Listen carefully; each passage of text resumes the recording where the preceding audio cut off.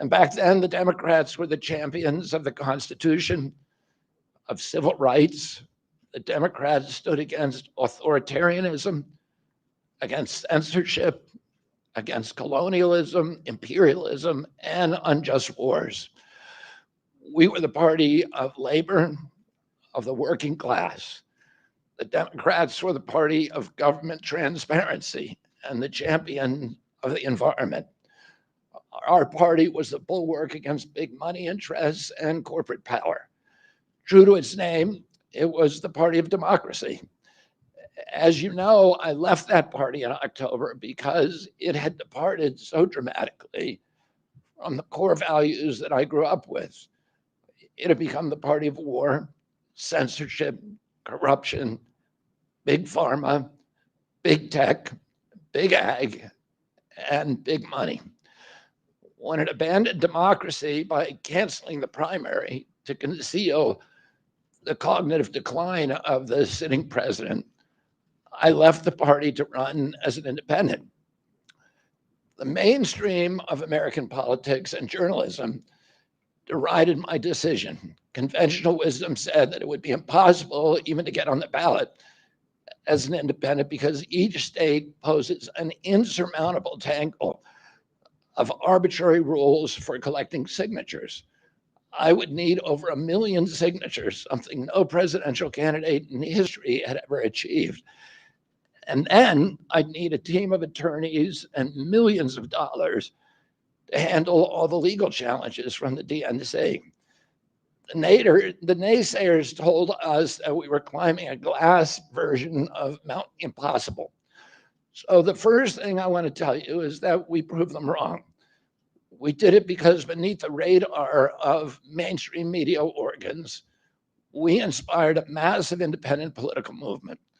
More than 100,000 volunteers sprang into action, hopeful that they could reverse our nation's decline. Many worked 10-hour days, sometimes in blizzards and blazing heat. They sacrificed family time, personal commitments, and sleep month after month, energized by a shared vision of a nation healed of its divisions. They set up tables at churches and farmers markets. They canvassed door to door. In Utah and in New Hampshire, volunteers collected signatures in snowstorms, convincing each supporter to stop in the frigid cold, to take off their gloves, and to sign legibly. During a heat wave in Nevada, I met a tall, athletic volunteer who cheerfully told me that he had lost 25 pounds collecting signatures in 117-degree heat. To finance this effort, young Americans donated their lunch money, and senior citizens gave up part of their Social Security checks. Our 50-state organization collected those millions of signatures and more. No presidential campaign in American political history has ever done that. And so I want to thank all of those dedicated volunteers and congratulate the campaign staff who coordinated this enormous logistical feat. Your accomplishments were regarded as impossible. You carried me up that glass mountain. You pulled off a miracle. You achieved what all the pundits said could never be done. You have my deepest gratitude, and I'm never going to forget that, not just for what you did for my campaign, but for the sacrifices you made because you love our country. You showed everyone that democracy is still possible here. It continues to survive in the press and in the idealistic human energies that still thrive beneath the canvas of neglect and of official and institutional corruption. Today, I'm here to tell you that I will not allow your efforts to go to waste. I'm here to tell you that I will leverage your tremendous accomplishments to serve the ideals that we share, the ideals of peace, of prosperity, of freedom, of health, all the ideals that motivated my campaign. I'm here today to describe the path forward that you have opened with your commitment and with your hard labors. Now, in an honest system, I believe that I would have won the election in a system the kind that my father and my uncles thrived in, a system with open debates, with fair primaries, with regularly scheduled debates, with fair primaries, and with a truly independent media untainted by government propaganda and censorship. In a system of nonpartisan courts and election boards, everything would be different.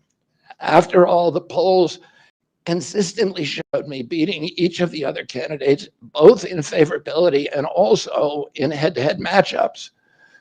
But I'm sorry to say that while democracy may still be alive at the grassroots, it has become little more than a slogan for our political institutions, for our media, and for our government, and most sadly at all for me, the Democratic Party.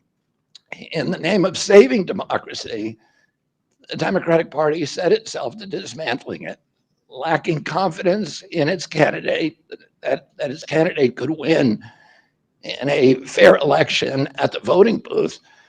The DNC waged continual legal warfare against both President Trump and myself.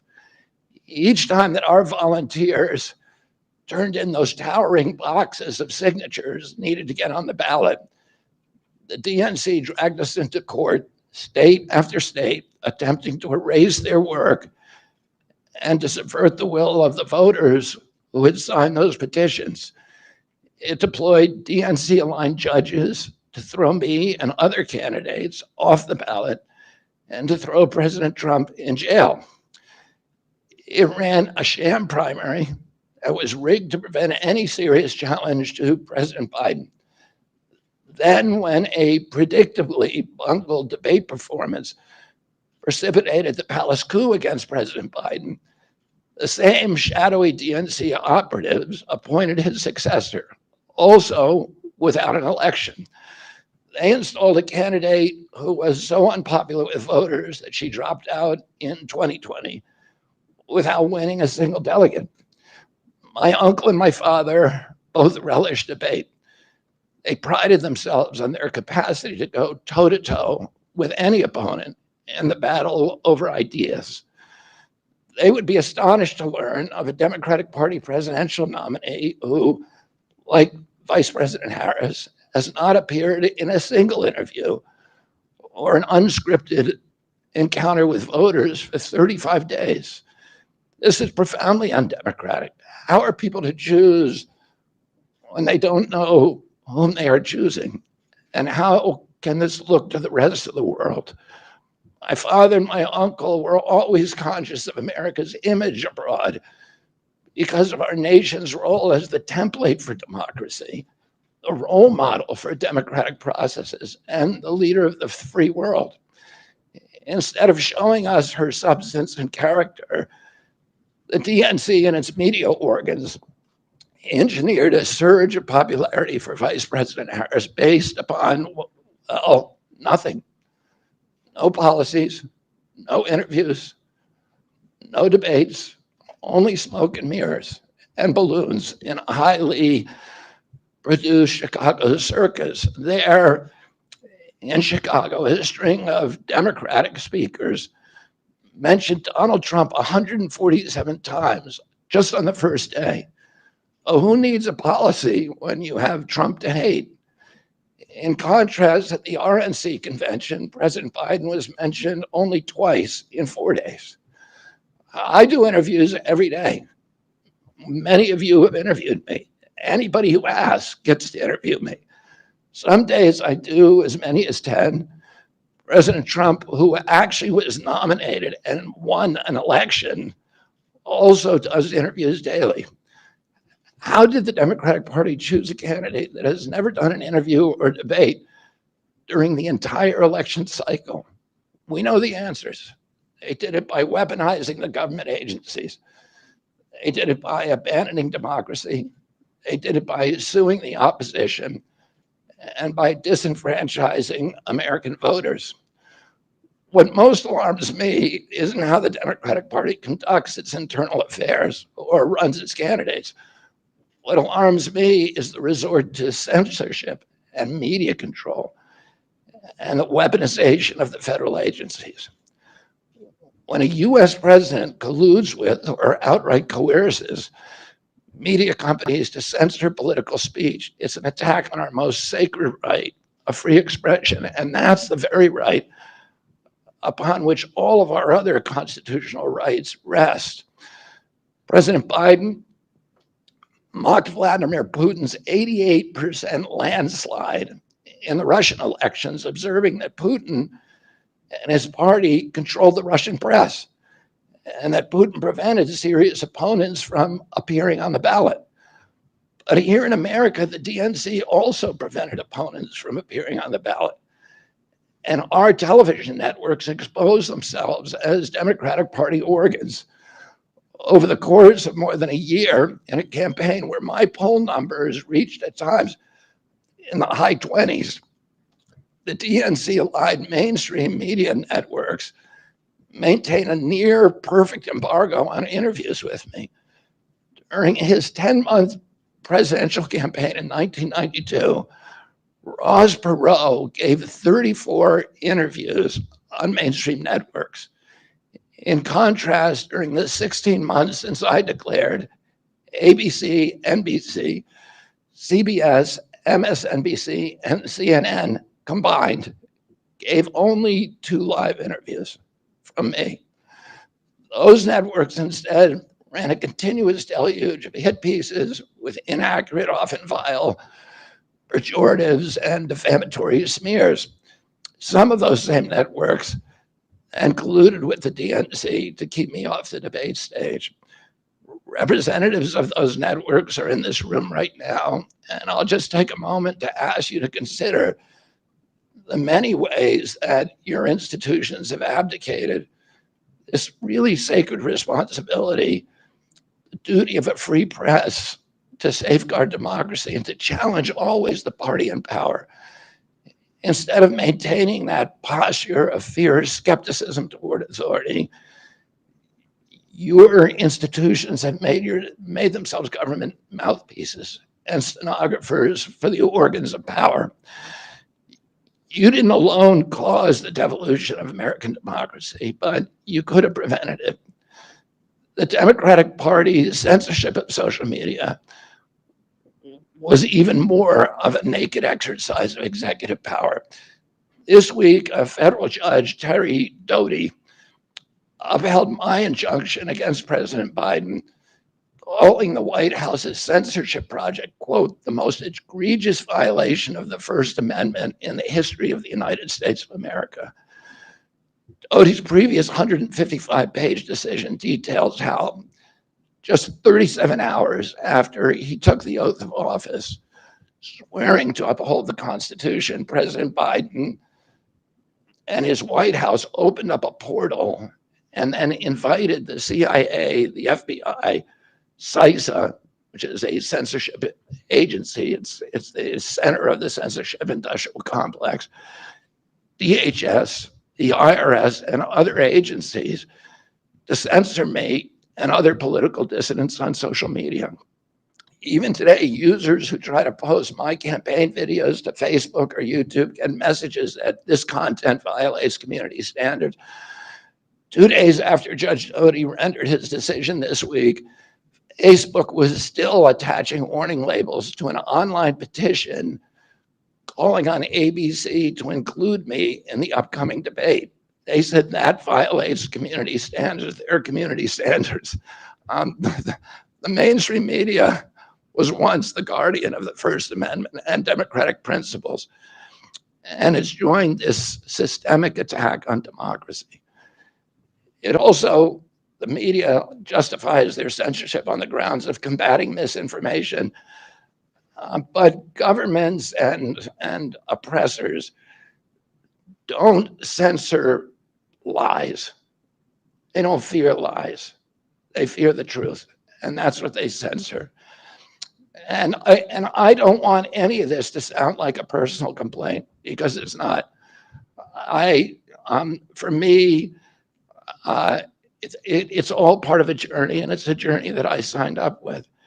But I need to make these observations because I think they're critical for us doing the thing that we need to do as citizens in a democracy to assess where we are in this country and what our democracy still looks like, and the assumptions about US leadership around the globe. And are we living up? Are we really still a role model for democracy in this country? Or have we made it, a kind of a joke? And here's the good news. While mainstream outlets denied me a critical platform, they didn't shut down my ideas, which have especially flourished among young voters and independent voters, thanks to the alternative media. Many months ago, I promised the American people that I would withdraw from the race if I became a spoiler. A spoiler is someone who will alter the outcome of the election but has no chance of winning. In my heart, I no longer feel that I have a realistic path to electoral victory in the face of this relentless systematic censorship and media control.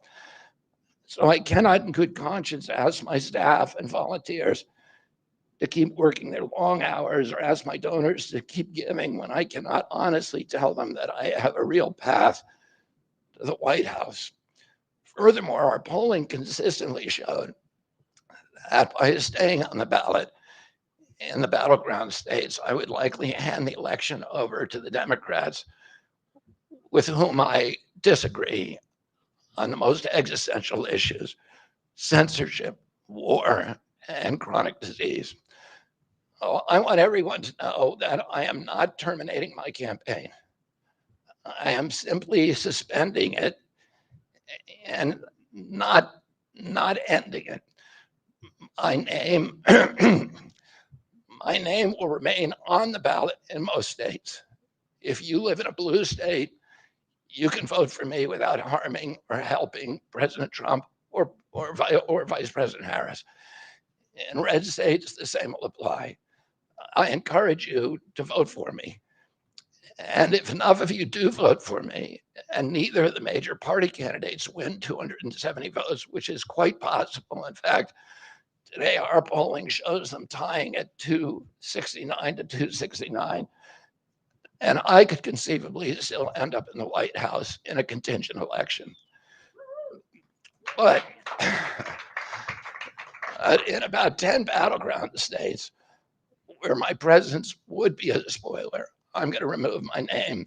And I've already started that process and urge voters not to vote for me. It's with a sense of victory and not defeat that I'm suspending my campaign activities. Not only did we do the impossible by collecting 1 million signatures, we changed the national political conversation forever. Chronic disease, free speech, government corruption, breaking our addiction to war have moved to the center of politics. I can say to all who have worked so hard the last year and a half, thank you for a job well done. 3 great causes drove me to enter this race in the first place, primarily. And these are the principal causes that persuaded me to leave the Democratic Party and run as an independent. And now to throw my support to President Trump. The causes were free speech, a war in Ukraine, and the war on our children. I've already described some of my personal experiences and struggles with the government's censorship industrial complex. I want to say a word about the Ukraine war. The military industrial complex has provided us with a familiar comic book justification, like they do on every war, that this one is a noble effort to stop a supervillain, Vladimir Putin, invading the Ukraine and then to thwart his Hitler-like march across Europe. In fact, tiny Ukraine is a proxy in a geopolitical struggle initiated by the ambitions of the US neocons or American global hegemony. I'm not excusing Putin for invading Ukraine. He had other options. But the war is Russia's predictable response to the reckless neocon project of extending NATO to encircle Russia, a hostile act. The credulous media rarely explained to Americans that we unilaterally walked away from 2 intermediate nuclear weapons treaties with Russia and then put nuclear-ready Aegis missile systems in Romania and Poland. This is a hostile act. And that the Biden White House repeatedly spurned Russia's offer to settle this war peacefully. The Ukraine war began in 2014 when U.S. agencies overthrew the democratically elected government of Ukraine and installed a hand-picked pro-Western government that launched a deadly civil war against ethnic Russians in Ukraine. In 2019, America walked away from a peace treaty, the Minsk Agreement, that had been negotiated between Russia and Ukraine by European nations. And then in April of 2022, we wanted the war.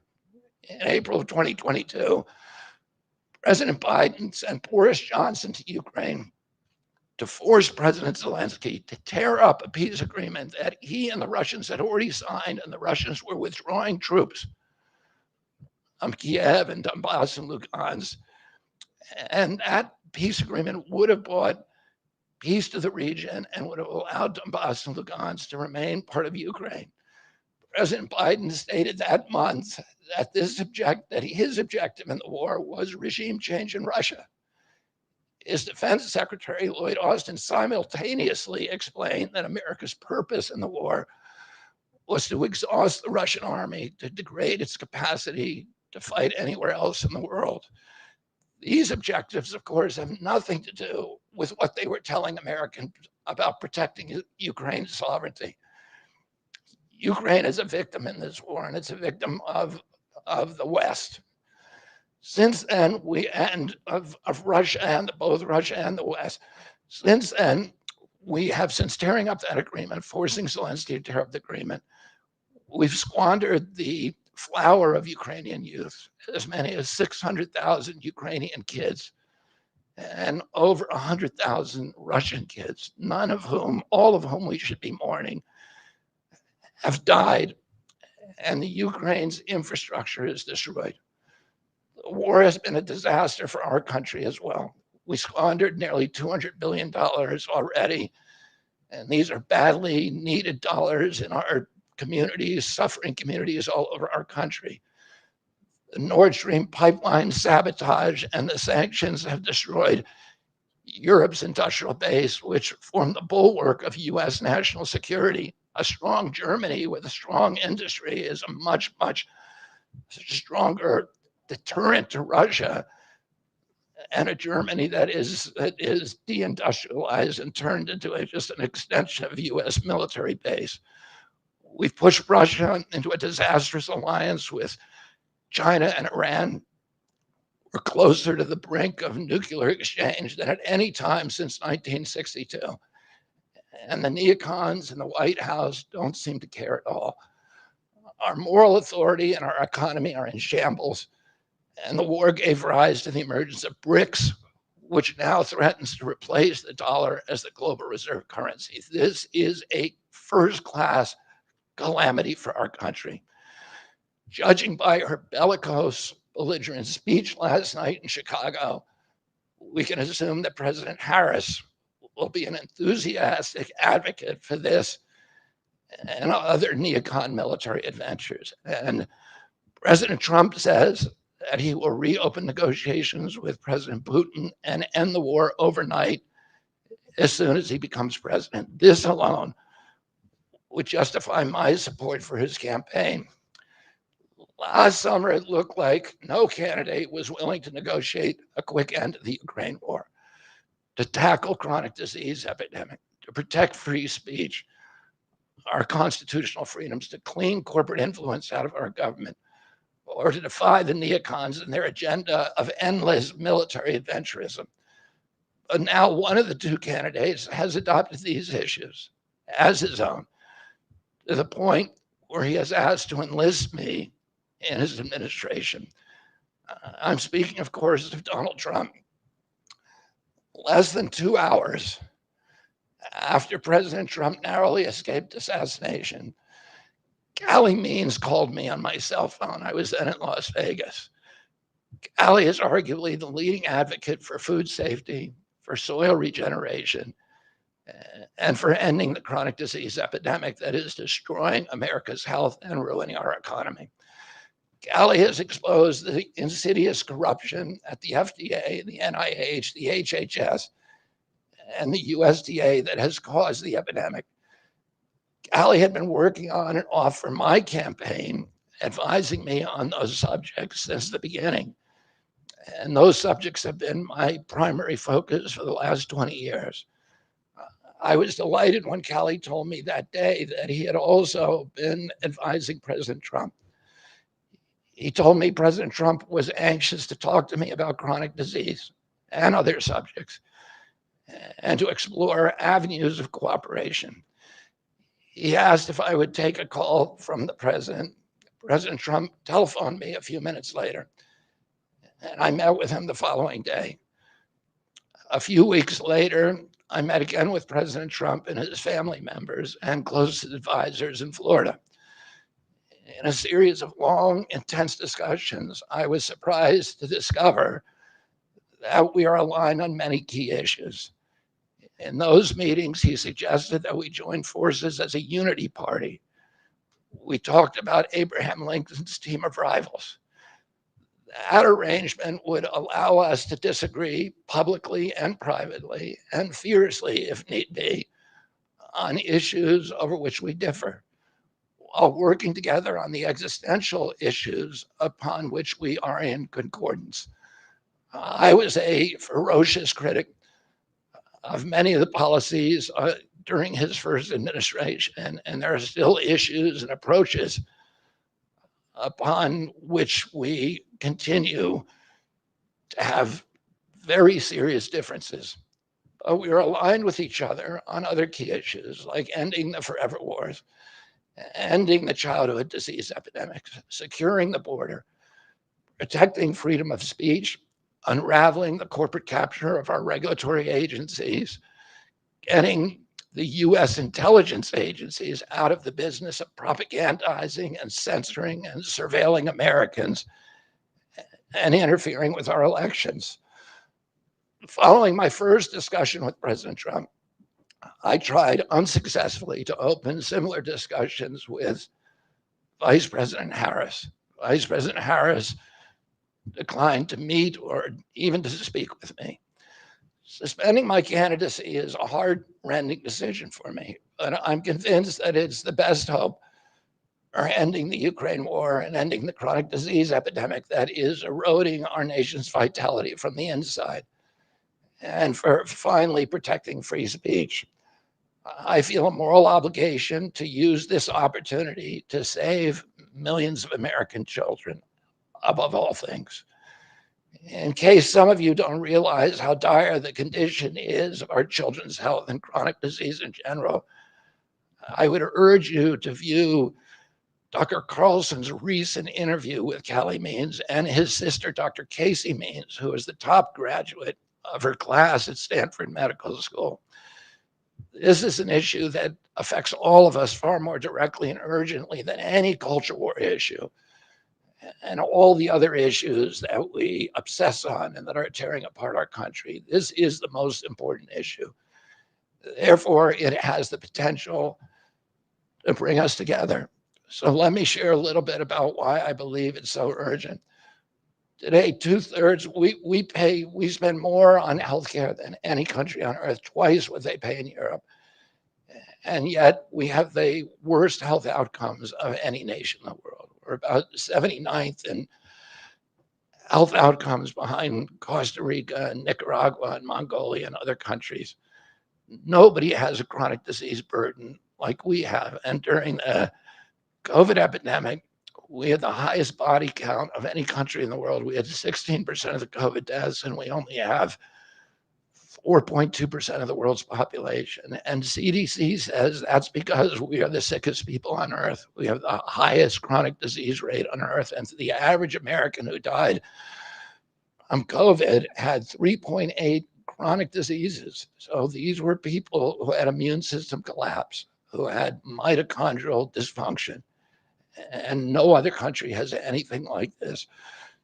2/3 of American adults and children suffer from chronic health issues. 50 years ago, that number was less than 1%. So we've gone from 1% to 66%. In America, 74% of Americans are now overweight or obese, and 50% of our children. 120 years ago, when somebody was obese, they were sent to the circus. There were case reports done about them. Obesity was almost unknown. In Japan, the childhood obesity rate is 3% compared to 50% here. Half of Americans have prediabetes or type 2 diabetes. When my uncle was president, I was a boy. Juvenile diabetes was effectively non-existent. A typical pediatrician would see one case of diabetes during his entire career, a 40 or 50-year career. Today, 1 out of every 3 kids who walks through his office door is diabetic or pre-diabetic. And the mitochondrial disorder that caused diabetes also causing Alzheimer's, which is now classified as diabetes. And it's costing this country more than our military budget every year. There's been an explosion of neurological illnesses that I never saw as a kid: ADD, ADHD, speech delay, language delay, Tourette's syndrome, narcolepsy, ASD, Asperger's, autism. In the year 2000, the autism rate was 1 in 1,500. Now, autism rates in kids are 1 in 36, according to CDC nationally. Nobody's talking about this. 1 in every 22 kids in California has autism. And this is a crisis that 77% of our kids are too disabled to serve in the United States military. What is happening to our country? And why isn't this in the headlines every single day? There's nobody else in the world that is experiencing this. This is only happening in America. About 18%, and by the way, there has been no change in diagnosis, which the industry sometimes like to say. There has been no change in screening. This is a change in incidence. In my generation, 70-year-old men, the autism rates are about 1 in 10,000. In my kids' generation, 1 in 34. I'll repeat, in California, 1 in 22. Why are we letting this happen? Why are we allowing this to happen to our children? These are the most precious assets that we have in this country. How can we let this happen to them? About 18% of American teens now have fatty liver disease. That's like 1 out of every 5. That disease, when I was a kid, only affected late-stage alcoholics who were elderly. Cancer rates are skyrocketing in the young and the old. Young adult cancers are up 79%. 1 in 4 American women is on antidepressant medication. 40% of teens have a mental health diagnosis. And 15% of high schoolers are on Adderall, and 500,000 children on SSRIs. So what's causing this suffering? I'll name 2 culprits. First, and the worst, is ultra-processed food. About 70% of American children's diet is ultra-processed. That means industrial manufactured in a factory. These foods consist primarily of processed sugar, ultra-processed grains, and seed oils.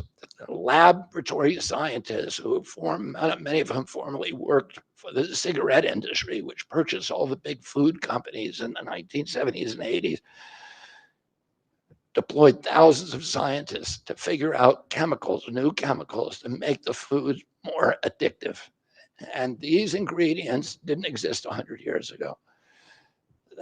Humans aren't biologically adapted to eat them. Hundreds of these chemicals are now banned in Europe, but ubiquitous in American processed foods. The second culprit is toxic chemicals in our food, our medicine, and our environment. Pesticides, food additives, pharmaceutical drugs, and toxic waste permeate every cell of our bodies.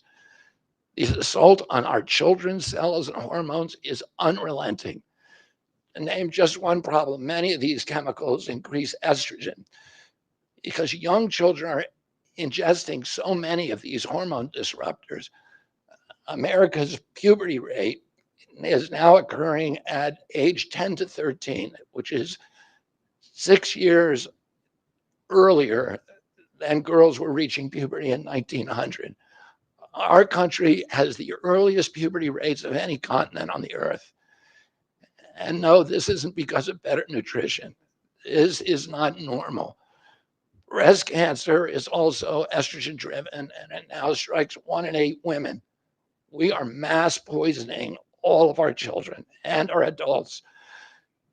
Considering the grievous human cost of this tragic epidemic of chronic disease, it seems almost crass to mention the damage it does to our economy. But I'll say it is crippling the nation's finances. When my uncle was president, our country spent $0 on chronic disease. Today, government healthcare spending is almost all for chronic disease. And it's double the military budget. And it is the fastest budget growing budget item in the federal budget. And chronic disease costs more to the economy as a whole, costs at least $4 trillion, 5 times our military budget. And that's a 20% drag on everything we do and everything we aspire to. Poor and minority communities suffer disproportionately. People who worry about DEI or about bigotry of any kind, this dwarfs anything. We are poisoning the poor. We are systematically poisoning minorities across this country. Industry lobbyists have made sure that most of the food stamp lunch program, about 70% of food stamps and about 70 or 77% of school lunches are processed foods. There's no vegetables. There's nothing that you would want to eat. We are just poisoning the poor citizens, and that's why they have the highest chronic disease burden of anybody, any demographic in our country, and the highest in the world. The same food industry lobbied to make sure that nearly all agricultural subsidies go to commodity crops that are the feedstock of processed food industry. These policies are destroying small farms and they're destroying our soils. We give about, I think, 8 times as much in subsidies to tobacco than we do to fruits and vegetables. It makes no sense. If we want a healthy country, the good news is that we can change all this. We can change it very, very quickly. America can get healthy again. To do that, we need to do 3 things. First, we need to root out the corruption in our health agencies. Second, we need to change incentives in our healthcare system. And third, we need to inspire Americans to get healthy again. 80% of NIH grants go to people who have conflicts of interest. These are the people, virtually everybody who sits, Joe Biden just appointed a new panel to NIH to decide the food recommendations. And they're all people who are from the industry. They're all people who are from the processed food companies. They're deciding what Americans, here is healthy. And the recommendations on the food pyramid and what goes to our school lunch programs, what go to the program, the Swiss program, the food stamp programs. They're all corrupted and conflicted individuals. These agencies, the FDA, USDA, and CDC, all of them are controlled by giant for-profit corporations. 75% of the FDA's funding doesn't come from taxpayer, it comes from pharma. And pharma executives and consultants and lobbyists cycle in and out of these agencies with President Trump's backing. I'm going to change that. We're going to staff these agencies with honest scientists and doctors who are free from industry funding. We're going to make sure the decisions of consumers, doctors, and patients are informed by unbiased science. A sick child is the best thing for the pharmaceutical industry. When American children or adults get sick with a chronic condition, they're put on medication for their entire life. Imagine what will happen when Medicare starts paying for Ozempic, which costs $1,500 a month, and it's being recommended for children as young as 6, all for a condition, obesity, that is completely preventable and barely even existed 100 years ago. And 74% of Americans are obese. The cost, if all of them took their Ozempic prescription, is $3 trillion a year. This is a drug that is made by Novo Nordisk, the biggest company in Europe. It's a Danish company, and the Danish government does not recommend it. It recommends change in diet to treat obesity and exercise. And in our country, the recommendation now is for Ozempic to children at age 6. Novo Nordisk, the biggest company in Europe, and virtually its entire value is based upon its projections of what it's going to sell, of the Ozempic it's going to sell to America. And we have the food lobbyists have a bill in front of Congress today that is backed by the White House, backed by Vice President Harris and President Biden, to allow this to happen. This $3 trillion cost that is going to bankrupt our country. For a fraction of that amount, we could buy organic food for every American family, 3 meals a day, and eliminate diabetes altogether. We're going to bring healthy food back to school lunches. We're going to stop subsidizing the worst foods with our agricultural subsidies. We're going to get toxic chemicals out of our food. We're going to reform the entire food system. And for that, we need new leadership in Washington, because unfortunately, both the Democrats and the Republican parties are in cahoots with the big food producers, Big Pharma and Big Ag, which are among the DNC's major donors. Vice President Harris has expressed no interest in addressing this issue. 4 more years of Democratic rule will complete the consolidation of corporate and neocon power, and our children will be the ones who suffer most. I got involved with chronic disease 20 years ago, not because I chose to or wanted to. It was essentially thrust upon me. It was an issue that should have been central to the environmental movement. I was a central leader at that time, but it was widely ignored by all the institutions, including the NGOs, who should have been protecting our kids against toxins. It was an orphaned issue, and I had a weakness for orphans. I watched generations of children get sicker and sicker. I had 11 siblings, and I had 7 kids myself. I was conscious of what was happening in their classrooms and to their friends, and I watched these sick kids, these damaged kids. In that generation, almost all of them are damaged. And nobody in power seemed to care or to even notice. For 19 years, I prayed every morning that God would put me in a position to end this calamity. The chronic disease crisis was one of the primary reasons for my running for president, along with ending censorship in the Ukraine war. It's the reason I've made the heart-wrenching decision to suspend my campaign and to support President Trump. This decision is agonizing for me because of the difficulties it causes my wife and my children and my friends. But I have the certainty that this is what I've meant to do. And that certainty gives me internal peace, even in storms. If I'm given the chance to fix the chronic disease crisis and reform our food production, I promise that within 2 years, we will watch chronic disease burden lift dramatically. We will make Americans healthy again. Within 4 years, America will be a healthy country. We will be stronger, more resilient, more optimistic, and happier. I won't fail in doing this. Ultimately, the future, however it happens, is in God's hands and in the hands of the American voters and those of President Trump. If President Trump is elected and honors his word, the vast burden of chronic disease that now demoralizes and bankrupts the country will disappear. This is a spiritual journey for me.